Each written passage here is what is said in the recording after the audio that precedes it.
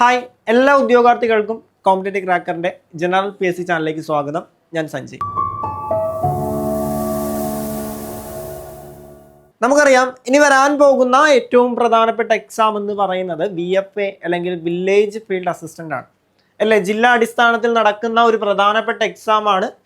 അല്ല, അത്യാവശ്യം നിയമനങ്ങൾ നടക്കുന്ന ഒരു എക്സാമും കൂടിയാണ്. അപ്പോൾ VFA ഫോക്കസ് ചെയ്യുന്ന ഉദ്യോഗാർത്ഥിയെ സംബന്ധിച്ച് ഇനിയുള്ള സമയങ്ങളിൽ എങ്ങനെ അവർ പരീക്ഷയ്ക്ക് വേണ്ടി തയ്യാറെടുക്കണം? കാരണം എക്സാമിന് വേണ്ടി വളരെ ചുരുങ്ങിയ സമയങ്ങൾ മാത്രമാണ് നമുക്കുള്ളത്. ആ സമയം കൃത്യമായിട്ട് വിനിയോഗിച്ചെങ്കിൽ മാത്രമേ എന്ത് ചെയ്യാൻ സാധിക്കുകയുള്ളൂ, VFAയുടെ റാങ്ക് ലിസ്റ്റിൽ ഇടം നേടാനായിട്ട് സാധിക്കുകയുള്ളൂ. അപ്പോൾ നമ്മൾ ഈ ഒരു സെക്ഷനിലെ VFA എന്ന് പറയുന്ന എക്സാമിന് വേണ്ടി എങ്ങനെ പ്രിപ്പയർ ചെയ്യണം അല്ലേ, അതിനൊരു ടൈം ടേബിള് തുടങ്ങിയ കാര്യങ്ങൾ നിങ്ങളെ പരിചയപ്പെടുത്തുകയാണ് നമ്മുടെ ഈ ഒരു വീഡിയോയുടെ ലക്ഷ്യം എന്ന് പറയുന്നത്. അതിന് മുന്നോടിയായിട്ട് നമ്മുടെ കോമ്പറ്റേറ്റീവ് ക്രാക്കറിന്റെ ലേണിംഗ് ആപ്പ് നിങ്ങൾക്ക് പ്ലേ സ്റ്റോർ വഴിയും ആപ്പ് സ്റ്റോർ വഴിയും ഡൗൺലോഡ് ചെയ്യാം.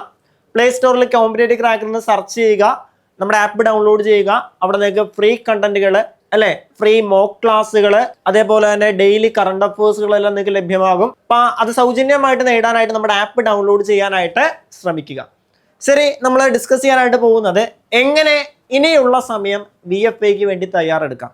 നമുക്കറിയാം അത്യാവശ്യം വാസ്റ്റ് ആയിട്ടുള്ള സിലബസ്, നിങ്ങൾ സിലബസ് കണ്ടിട്ടുള്ളവരാണെങ്കിൽ മനസ്സിലാകും. അതായത് അത്യാവശ്യം വാസ്റ്റ് ആയിട്ടുള്ള സിലബസ് ആണ് നമ്മുടെ VFAക്ക് ഉള്ളത്. ഹിസ്റ്ററി തന്നെ Kerala history, Indian history, world history. Geography തന്നെ Kerala geography, Indian geography, world geography, constitution, economics, അങ്ങനെ നീണ്ടു കിടക്കുന്ന ഒരു വലിയ ഒരു സിലബസ് ആണ് നമ്മുടെ VFAക്ക് ഉള്ളത്.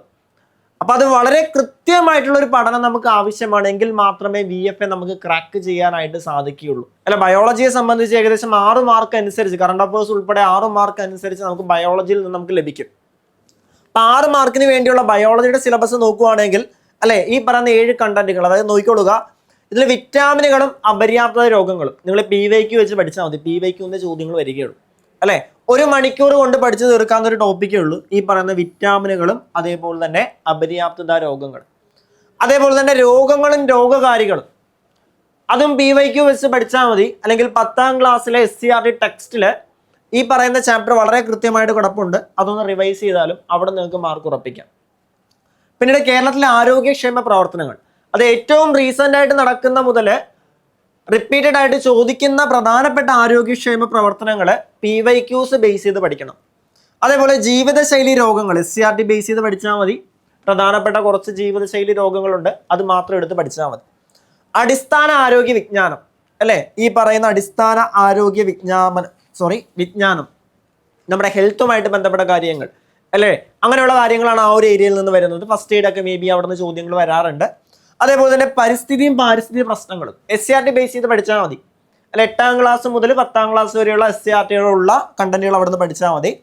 മനുഷ്യ ശരീരത്തെക്കുറിച്ചുള്ള പൊതു അറിവുകൾ, ഇതാണ് കുറച്ച് വാസ്റ്റ് ആയിട്ട് കിടക്കുന്ന ടോപ്പിക്ക്. ബാക്കി എല്ലാ ടോപ്പിക്കുകളും നമുക്ക് 1-2 മണിക്കൂർ കൊണ്ട് പഠിച്ചു തീർക്കാൻ സാധിക്കുമെങ്കിൽ ഹ്യൂമൻ ബോഡി അല്ലെങ്കിൽ മനുഷ്യ ശരീരത്തെക്കുറിച്ചുള്ള പൊതു അറിവുകൾ എന്ന് പറയുമ്പോൾ അവിടെ കുറേ അധികം ടോപ്പിക്കുകൾ വരുന്നുണ്ട് അല്ലെ. രക്തപര്യന വ്യവസ്ഥ, നാഡീ വ്യവസ്ഥ, വിസർജന വ്യവസ്ഥ അല്ലെ, അസ്ഥി വ്യവസ്ഥ, അങ്ങനെ ഒരുപാട് വ്യവസ്ഥകൾ അവിടെ വരുന്നുണ്ട്. അതിനെക്കുറിച്ചൊക്കെ ഡീപ്പായിട്ട് പഠിക്കണമെന്ന് ചോദിച്ചു കഴിഞ്ഞാൽ വേണ്ട, എന്ത് ചെയ്താൽ മതി, SCRT ചാപ്റ്ററുകൾ, 9ാം ക്ലാസ്സിന്റെ SCRT ചാപ്റ്ററുകളിൽ ഇത് വളരെ ഡീപ്പായിട്ട് അല്ലെങ്കിൽ വളരെ ഇൻഡെപ്തിൽ തന്നെ സാധനങ്ങൾ കൊടുത്തിട്ടുണ്ട്. അതിൽ ആവശ്യമുള്ള കാര്യങ്ങൾ മാത്രം നമ്മൾ പഠിച്ചാൽ മതി അല്ലെ. ഇപ്പം മനുഷ്യ ശരീരവുമായിട്ട് ബന്ധപ്പെട്ട് എപ്പോഴും ചോദ്യം വരുന്നത് രക്തപര്യന വ്യവസ്ഥയിൽ നിന്നാണ്. RBCയുടെ ആയിട്ട് ബന്ധപ്പെട്ട കാര്യങ്ങൾ വരാറുണ്ട്. അതേപോലെ വൃക്ക, കിഡ്നി അല്ലെ, വൃക്ക അല്ലെങ്കിൽ കരളുമായിട്ട് ബേസ് ചെയ്തുള്ള ചോദ്യങ്ങൾ വരാറുണ്ട്. അസ്ഥി വ്യവസ്ഥയിൽ നിന്ന് ചോദ്യങ്ങൾ വരാറുണ്ട്. അസ്ഥി വ്യവസ്ഥയെ ബാധിക്കുന്ന രോഗങ്ങൾ, മനുഷ്യ ശരീരത്തെ പ്രധാനമായിട്ടും ബാധിക്കുന്ന രോഗങ്ങൾ, അങ്ങനെയുള്ള കാര്യങ്ങളാണ് പ്രധാനമായിട്ടും ഈ ഒരു ടോപ്പിക്കിൽ നിന്ന് ചോദ്യങ്ങൾ വരുന്നത്. അപ്പൊ അതെന്ത് ചെയ്യുക, SCRT ബേസ് ചെയ്ത് പഠിക്കുക. അങ്ങനെ പഠിച്ചു കഴിഞ്ഞാൽ നമുക്ക് ഏകദേശം 6 മാർക്ക് അടുത്ത് എന്ത് ചെയ്യുന്നുണ്ട്, കറണ്ട് അഫേഴ്സ് ഉൾപ്പെടെ ബയോളജിയിൽ നിന്ന് നമുക്ക് ലഭിക്കുന്നതാണ്. ഇത് ബയോളജിയുടെ കാര്യം മാത്രമാണ്. ഇതേപോലെ തന്നെ നമുക്ക് വളരെ വാസ്റ്റ് ആയിട്ടുള്ള ഒരു സിലബസ് നമുക്ക് പഠിച്ചു തീർക്കണം. ഇനി ഇതെങ്ങനെ പഠിച്ചു തീർക്കാം? നമ്മൾ ചുമ്മാ ഒരു റാങ്ക് ഫയൽ തുറന്നു വെച്ച് എന്നാൽ പഠനം ആദ്യം മുതൽ തുടങ്ങാമെന്ന് വരുന്നത് നിങ്ങൾ കേരള ഹിസ്റ്ററി എടുക്കുന്നു, അത് കഴിഞ്ഞ് അങ്ങനെ ഒരു പാറ്റേൺ ഉണ്ടെങ്കിൽ ഒരിക്കലും നിങ്ങൾക്ക് പഠിച്ചെടുത്ത് അല്ലെങ്കിൽ ഈ പറയുന്ന ചുരുങ്ങിയ സമയം കൊണ്ട് പഠിച്ചു തീർക്കാനായിട്ട് സാധിക്കില്ല. അത് നിങ്ങൾ ഫോളോ അപ്പ് ചെയ്യേണ്ട കുറച്ച് ടിപ്സുകളുണ്ട്. ആദ്യം തന്നെ ഏറ്റവും റീസെന്റ് ആയിട്ട് നടക്കുന്ന PSC എക്സാമുകളുടെ ക്വസ്റ്റ്യൻ പേപ്പർ നിങ്ങൾ കളക്ട് ചെയ്യുക. ഇപ്പോൾ ഏറ്റവും റീസെൻ്റ് ആയിട്ട് നടന്ന LGSന്റെ എക്സാം ഉണ്ട് അല്ലെ, അതേപോലെ പ്രിലിംസിൻ്റെ എക്സാം നടക്കാനായിട്ട് പോകുന്നു, പ്രിലിംസിൻ്റെ എക്സാം നടക്കാൻ പോകുന്നു, അതേപോലെ തന്നെ ഫോഴ്സിൻ്റെ എക്സാമുകൾ നടന്നു. അങ്ങനെ ഏറ്റവും റീസെൻ്റ് ആയിട്ട് ജനറൽ PSCയിലെ എല്ലാ ക്വസ്റ്റ്യൻ പേപ്പറുകളും കളക്ട് ചെയ്യുക. അതിൽ നിന്ന് ചോദ്യം വന്ന ഏരിയാസ് നിങ്ങൾ ക്ലിയർ ആയിട്ട് പഠിക്കുക.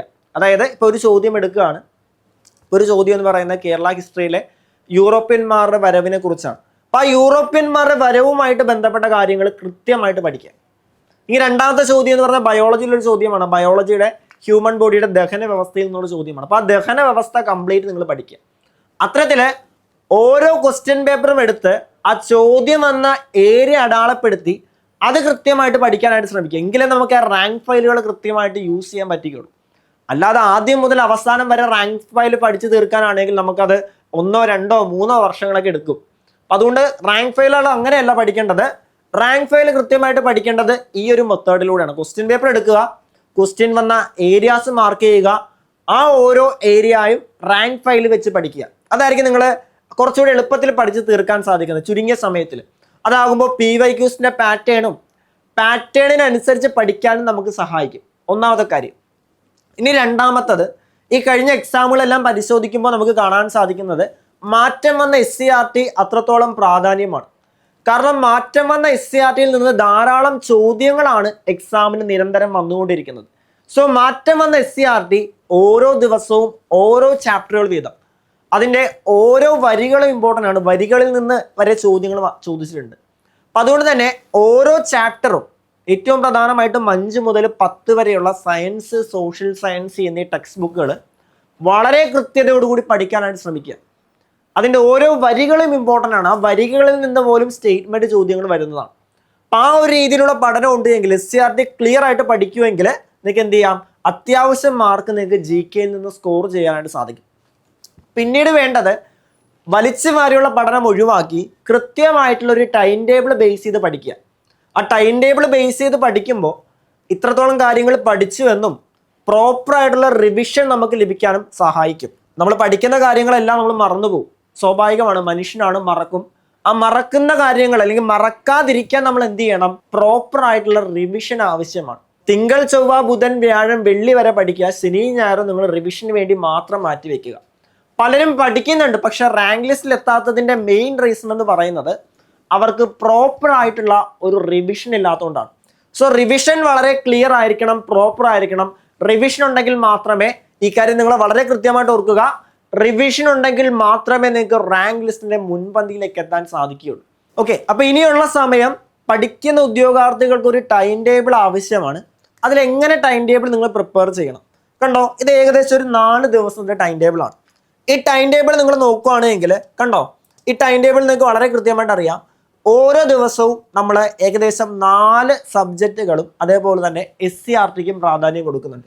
ഇപ്പോൾ ഡേ 1 നമ്മൾ 1985 അല്ലേ, 1857 ഒന്നാം സ്വാതന്ത്ര്യ സമരത്തെക്കുറിച്ച് പഠിക്കുന്നുണ്ട്. ഇന്ത്യൻ ഹിസ്റ്ററിയിലെ ടോപ്പിക്കാണ്.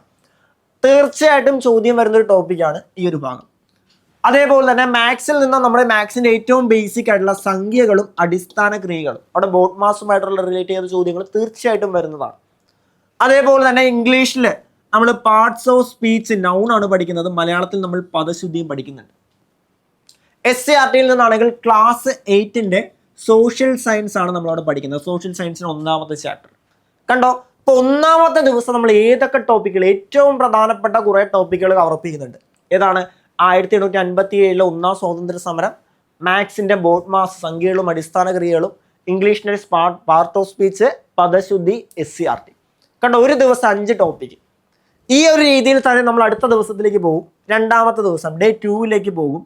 അവിടെ നമ്മൾ ഇതിൻ്റെ ബാക്കി ഭാഗം അല്ലേ, 1857 വിപ്ലവത്തെക്കുറിച്ച്, വിപ്ലവവുമായിട്ട് ബന്ധപ്പെട്ട കാര്യങ്ങൾ, സ്റ്റേറ്റ്മെൻറ്റ് ചോദ്യങ്ങൾ ഉൾപ്പെടെ വരുന്നതാണ്.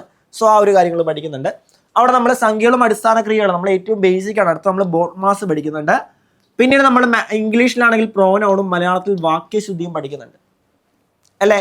അതേപോലെ തന്നെ ക്ലാസ് 8ന്റെ സോഷ്യൽ സയൻസ് ചാപ്റ്റർ 1 നമ്മൾ പഠിക്കുന്നുണ്ട് അല്ലേ. ചാപ്റ്റർ 1ന്റെ നമ്മൾ ചിലപ്പോൾ ഒറ്റ ദിവസം കൊണ്ട് പഠിച്ച് തീർക്കത്തില്ലായിരിക്കും, നമ്മളത് 2 ദിവസങ്ങളായിട്ട് പഠിക്കുന്നുണ്ട്.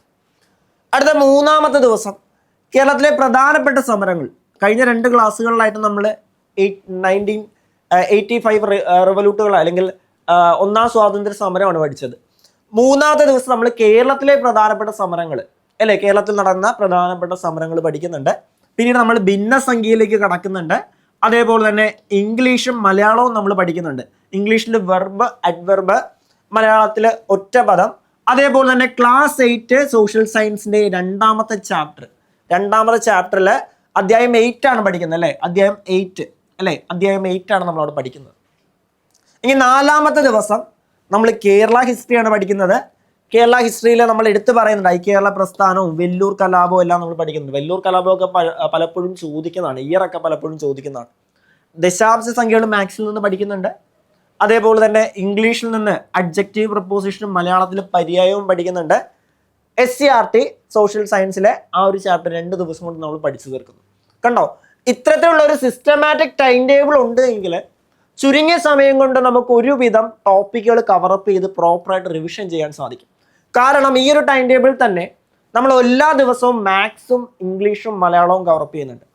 മാത്സും ഇംഗ്ലീഷും മലയാളം പഠിക്കുമ്പോൾ തന്നെ നമുക്ക് അത്യാവശ്യം സ്കോർ നമുക്ക് അവിടെ നിന്ന് ക്ലിയർ ചെയ്യാൻ പറ്റും. അതോടൊപ്പം നമ്മൾ SCERTക്കും പ്രാധാന്യം ചെയ്യുന്നുണ്ട്, GK സെക്ഷനും പ്രാധാന്യം കൊടുക്കുന്നുണ്ട്.